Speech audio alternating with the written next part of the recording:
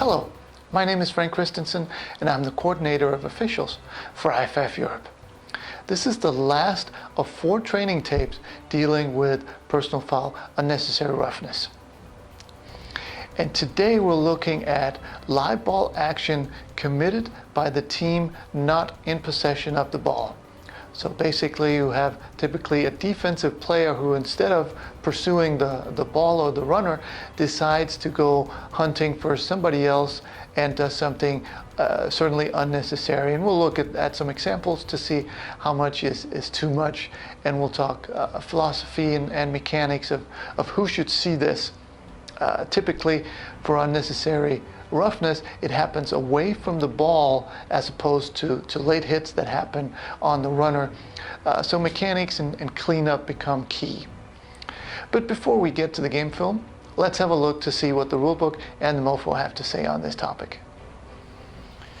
In the rulebook, we go to 9.1.12, contact against an opponent out of the play, and B says no player shall run into or throw himself against an opponent obviously out of the play, either before or after the ball is dead. In the MOFO, we start out in 3.3.5 legal block in the back, where E says charging into a player's back away from the play may be called as unnecessary roughness. This may be called regardless of the timing of the block relative to the end of the play. And then we move on to 3.3.12, dealing with unnecessary roughness. A, an act that occurs well away from the play may be classed as a personal foul, even though the act itself is legal. In other words, it is the location of the players with respect to the play that causes the foul, not the legality of the contact. B, be certain that the act wasn't justified by the play situation, for example an interception or fumble return or broken play. If a player is in position to influence the play or moving towards it, he is a fair target. If he's standing still, he is not. C, it is not a foul if 2 players are each blocking each other. Only contact against a player off his guard needs to be penalized. D, for unnecessary hits away from the ball near the end of the play, make them dead ball fouls rather than live ball fouls. And finally, E, when a player is hit after giving himself up, a foul is warranted. And that was the book. Now let's have a look at some real live examples in the game film.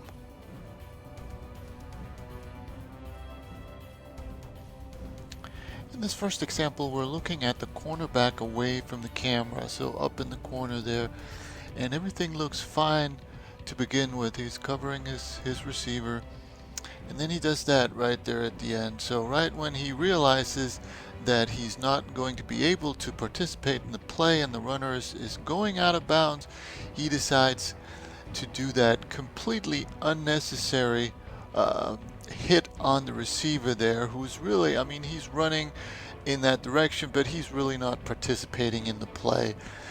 So this is unnecessary roughness, simply because it is, one, completely unnecessary, and it is certainly rough enough. I mean, the degree of the contact is enough that this is something that if we don't react to this, this is going to create revenge or payback later in the game, and then it's just going to go escalate from there. So it's a very good job by the back judge to see this, and we actually also have this action from his angle. And here's the end zone shot, the back judge shot, and the cornerback obviously is going to come from the right, B29. And here he comes, and the back judge really does a very good job of moving out to the side. This is more of a mechanical issue, but he does an excellent job of moving towards the sideline where all the action is, because as you can see, all the players are out here, and anything that happens behind him will be cleaned up by the backside sideline officials. But here 29 is lining up number A17, and right there you can even see, you know, how forceful the contact is, and 17 even is at a risk of getting injured from this hit. So very, very good cleanup by this back judge.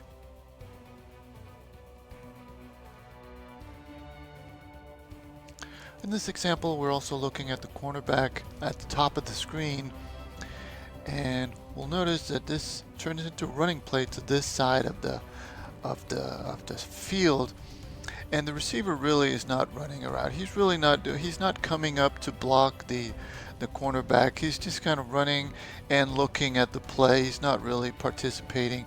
So this hit by the defender, while maybe legal in its own right, is totally unnecessary. And again, this also is going to lead to retaliation and payback later in the game if we don't call stuff like this, because it is just so totally unnecessary that this is a good call by this deep wing for a personal foul, unnecessary roughness.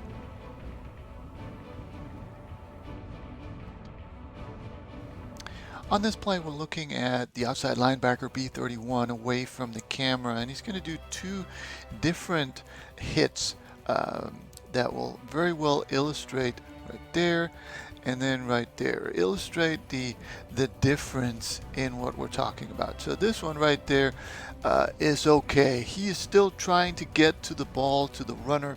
He's still doing what he needs to do as a defender, moving towards where the ball is and in an attempt potentially to make the tackle.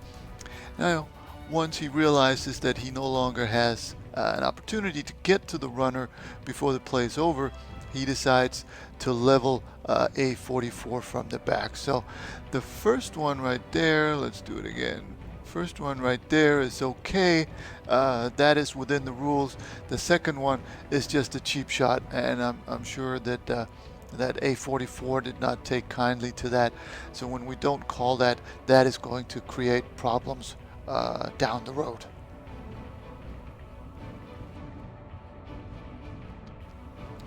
On this play, we're looking at the defensive line, the nose tackle.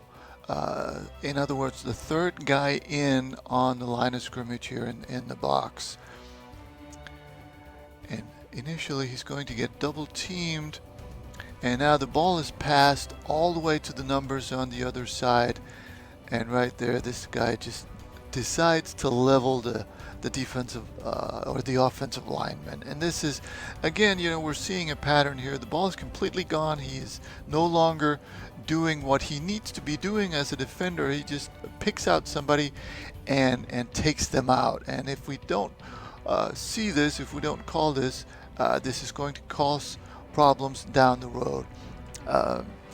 In this situation, typically either the referee or probably more relevant, the wing would be the one to clean this up. It looks like this wing at the bottom of the screen is too focused on the ball all the way 50 yards away from him, where his eyes would be better spent cleaning up behind the play, because we've got enough officials covering the ball and the players on the other side of the field, and nobody watches this defender level a 74.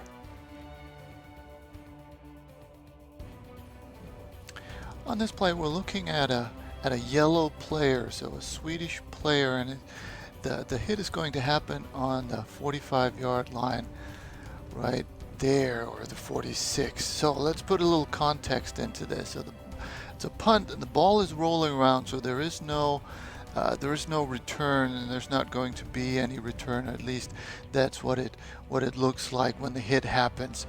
The guy being hit is not participating in this play at this point, so he's completely helpless.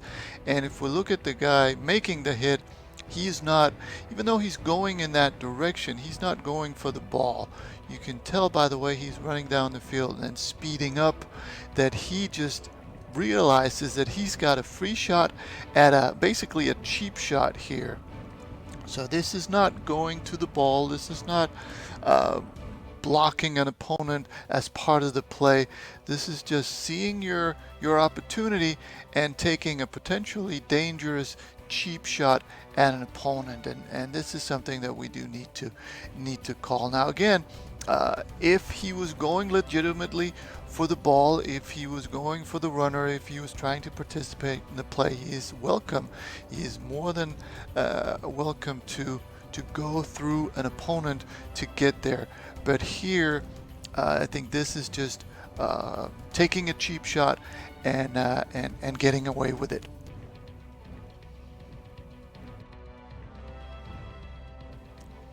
On this play, all we have to do is follow A55, the up back number 55 there. And the ball is going to get kicked here, and he's going to run down the field. And as you can see, somebody tries to block him, and he doesn't take kindly to that, so he retaliates completely unnecessarily in the back. But this is more than a block in the back. This is so much that we're going to go personal foul, unnecessary roughness on it. But let's just go back for a little while and have a look at the umpire here, because the umpire does a good job of turning around with the players, and now he's cleaning up. And that is the reason that he actually sees this action and calls it. He does an excellent job first of mechanics of turning around with the players, and then he does an excellent job of cleaning up, so we actually catch 55 with this unnecessary cheap shot.